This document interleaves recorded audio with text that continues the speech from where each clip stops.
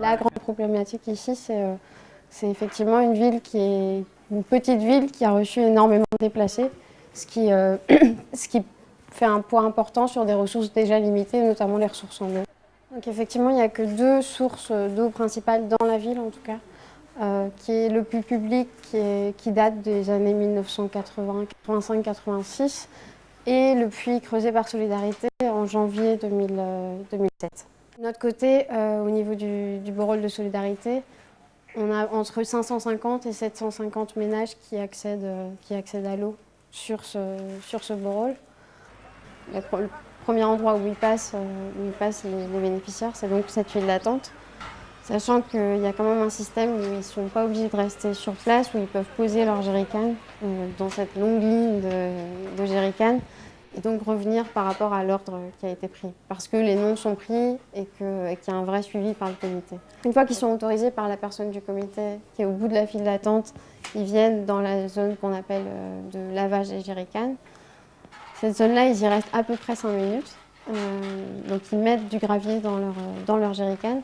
L'idée étant principalement de retirer la mousse qui peut rester au fond des jerrycans. Donc lavage avec ce gravier, rinçage avec un peu d'eau.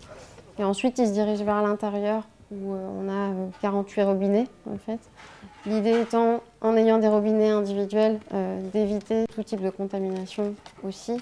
Et d'avoir une distribution qui est organisée et qui est carrée et qui est vraiment individuelle avec chacun qui prend ses 2 jerrycans et qui ressort ensuite. Il y a donc des gardes qui sont à l'entrée et qui gèrent ce flux de personnes pour éviter qu'il y ait vraiment un attroupement autour des robinets.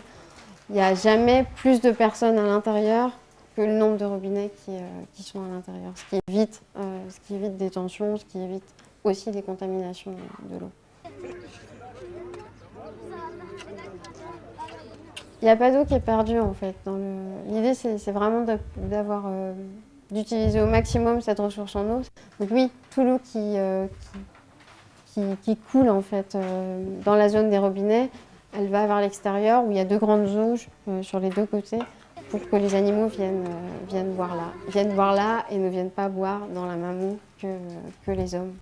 Ce qu'on essaye de faire, c'est loin d'être suffisant ici, mais ce qu'on essaye de faire permet de couvrir une partie des besoins et surtout on essaye de le faire avec la communauté.